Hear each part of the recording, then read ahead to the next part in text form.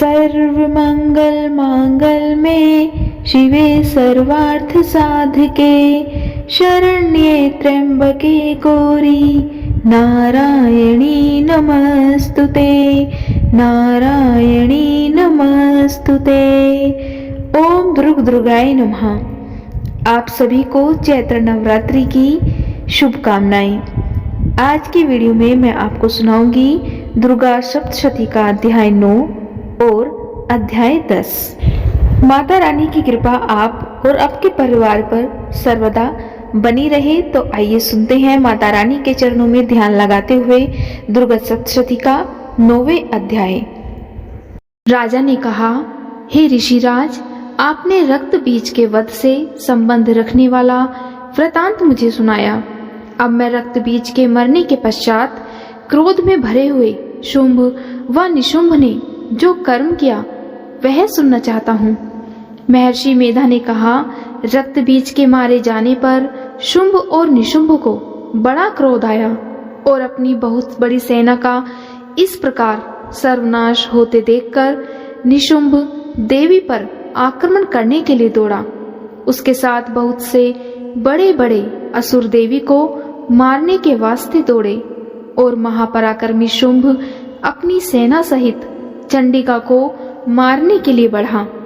फिर शुंभ और निशुंभ का देवी से घोर युद्ध होने लगा और वह दोनों असुर इस प्रकार देवी पर बाण फेंकने लगे जैसे मेघों से वर्षा हो रही हो। उन दोनों के चलाए हुए बाणों को देवी ने अपने बाणों से काट डाला और अपने शस्त्रों की वर्षा से उन दोनों दैत्यों को चोट पहुंचाई। निशुंभ ने तीक्ष्ण तलवार और चमकती हुई ढाल लेकर देवी के सिंह पर आक्रमण किया। अपने वाहन को चोट पहुंची देखकर देवी ने अपने शूरप्रय नामक बाण से निशुंभ की तलवार व ढाल दोनों को ही काट डाला। तलवार और ढाल कट जाने पर निशुंभ ने देवी पर शक्ति से प्रहार किया। देवी ने अपने चक्र से उसके 2 टुकड़े कर दिए। फिर क्या था, दैत्य क्रोध के मारे जल भुन गया और उसने देवी को मारने के लिए उसकी ओर शूल फेंका, किंतु देवी ने अपने मुक्के से उसको चूर चूर कर डाला।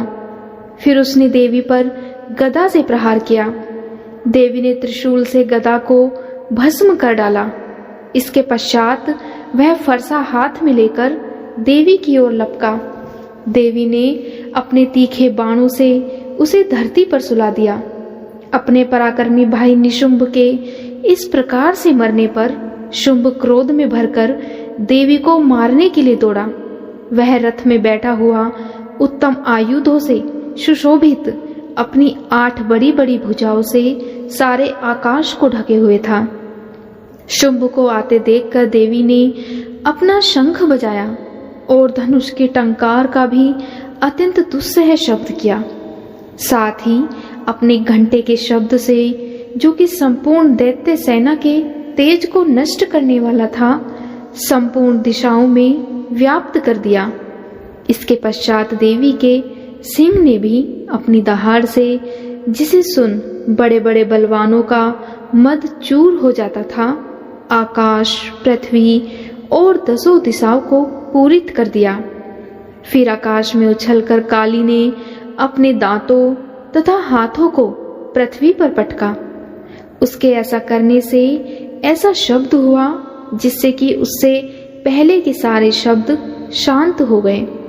इसके पश्चात शिवदूती ने असुरों के लिए भय उत्पन्न करने वाला अट्टहास किया, जिसे सुनकर दैत्य थर्रा उठे और शुंभ को बड़ा क्रोध हुआ। फिर अंबिके ने उसे, अरे दुष्ट, खड़ा रह कहा तो आकाश से सभी देवता जय हो बोल उठे। शुंभ ने वहां आकर ज्वालाओं से युक्त एक अत्यंत भयंकर शक्ति छोड़ी, जिसे आते देखकर देवी ने अपनी महोलका नामक शक्ति से काट डाला। हे राजन, फिर शुंभ के सिंहनाद से तीनों लोक व्याप्त हो गए और उसकी प्रतिध्वनि से ऐसा घोर शब्द हुआ जिसने इससे पहले के सब शब्दों को जीत लिया। शुंभ के छोड़े बाणों को देवी ने और देवी के छोड़े बाणों को शुंभ ने अपने बाणों से काटकर सैकड़ों और हजारों टुकड़ों में परिवर्तित कर दिया। इसके पश्चात जब चंडिका ने क्रोध में भरकर शुंभ को त्रिशूल से मारा तो वह मूर्छित होकर पृथ्वी पर गिर गया। जब उसकी मूर्छा दूर हुई तो वह धनुष लेकर आया और अपने बाणों से उसने देवी काली तथा सिंह को घायल कर दिया। फिर उस राक्षस ने 10,000 भुजाएं धारण करके चक्र आदि आयुधों से देवी को आच्छादित कर दिया। तब भगवती दुर्गा ने कुपित होकर अपने बाणों से उन चक्रों तथा बाणों को काट डाला। यह देखकर निशुंभ हाथ में गदा लेकर चंडिका को मारने के लिए दौड़ा। उसके आते ही देवी ने तीक्ष्ण धार वाले खड्ग से उसकी गदा को काट डाला। उसने फिर त्रिशूल हाथ में ले लिया। देवताओं को दुखी करने वाले निशुंभ त्रिशूल हाथ में लिए हुए आता देखकर चंडिका ने अपने शूल से उसकी छाती पर प्रहार किया और उसकी छाती को चीर डाला। शूल विदीर्ण हो जाने पर उसकी छाती में से एक उस जैसा ही महापराक्रमी दैत्य ठहर जा कहता हुआ निकला। उसको देखकर देवी ने बड़े जोर से ठहाका लगाया। अभी वह निकलने भी न पाया था कि उसका सिर अपनी तलवार से देवी ने काट डाला। सिर के कटने के साथ ही वह पृथ्वी पर गिर पड़ा। तदंतर सिंह दहाड़ दहाड़ कर असुरों का भक्षण करने लगा और काली शिवदूती भी राक्षसों का रक्त पीने लगी। कुमारी की शक्ति से कितने ही महादैत्य नष्ट हो गए। ब्रह्मा जी के कमंडल के जल से कितने ही असुर समाप्त हो गए। कई दैत्य माहेश्वरी के त्रिशूल से विदीर्ण होकर पृथ्वी पर गिर पड़े और बाराही के प्रहारों से छिन्न भिन्न होकर धराशायी हो गए। वैष्णवी ने भी अपने चक्र से बड़े बड़े महापराक्रमियों का कचूमर निकालकर उन्हें यमलोक भेज दिया और इंद्री से कितने ही महाबली राक्षस टुकड़े टुकड़े हो गए। कई दैत्य मारे गए, कई भाग गए, कितने ही काली शिवदूती और सिंह ने भक्षण कर लिए। जय माता दी। यहाँ पर दुर्गा सप्तशती का 9वां अध्याय समाप्त होता है। अब हम सुनते हैं दुर्गा सप्तशती का 10वां अध्याय। महर्षि मेधा ने कहा, हे राजन, अपने प्यारे भाई को मरा हुआ तथा सेना को नष्ट हुई देखकर क्रोध में भरकर दैत्यराज शुंभ कहने लगा, दुष्ट दुर्गे, तू अहंकार से गर्व मत कर, क्योंकि तू दूसरों के बल पर लड़ रही है। तब देवी ने कहा, हे दुष्ट, देख, मैं तो अकेली हूँ। इस संसार में मेरे सिवा दूसरा कौन है? यह सब मेरी शक्तियां हैं। देख, यह सब की सब मुझ में प्रविष्ट हो रही हैं। इसके पश्चात ब्राह्मणी आदि सब देवियां उस देवी के शरीर में लीन हो गई और देवी अकेली रह गई। तब देवी ने कहा, मैं अपने ऐश्वर्य शक्ति से अनेक रूपों में यहाँ उपस्थित हुई थी।